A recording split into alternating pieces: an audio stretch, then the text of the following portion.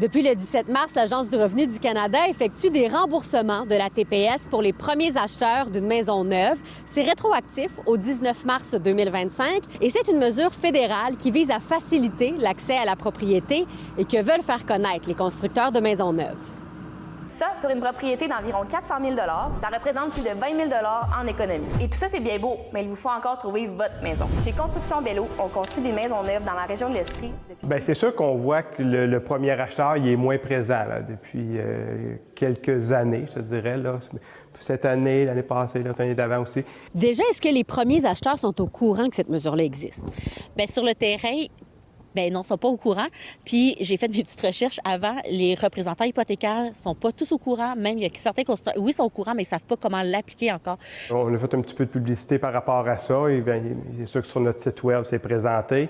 On a même, si les gens vont sur notre site Web, ils voient le prix de la maison.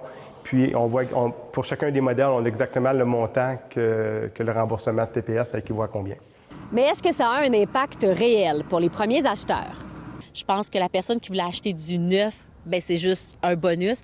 Mais ceux qui hésitaient entre les deux, c'est pas ça qui va les convaincre d'acheter du neuf. Les vendeurs sont contents de ça. C'est un argument là, qui va leur servir vraiment pour je pense, pour attirer. Le gouvernement met plusieurs incitatifs pour aider l'achat. Maintenant, on sait les hypothèques sur 30 ans. Donc, les premiers acheteurs, on essaie vraiment, le CELIAB qui est venu, ça va juste être un bonus de plus. Est-ce que c'est celui-là qui va être majeur? De toute façon, on le sait, c'est l'offre et la demande. Présentement, le marché n'est pas équilibré. Il y a encore très peu d'offres pour la demande qu'on a. Fait qu'il faudrait comme réduire ça avant de penser que on va pouvoir avoir accès à la propriété plus rapidement. C'est vraiment pas une des mesures pour aider les gens à faible revenu ou des locataires. Ça va favoriser davantage la classe moyenne élevée, je dirais, et plus élevée aussi. Il y a quand même une limite d'achat de propriété à 1 million de dollars pour obtenir ce crédit. Mais déjà 1 million de dollars, qui puisse payer ça? Je pense que c'est important d'aider cette clientèle-là là, à accéder à la propriété parce qu'on le voit, ils se construisent de plus en plus de multilogements. Ça veut dire que les gens deviennent de plus en plus locataires. Pourquoi c'est important pour le gouvernement que les gens deviennent propriétaires? C'est peut-être pas une importance au niveau économique, c'est un peu plus côté sociologique.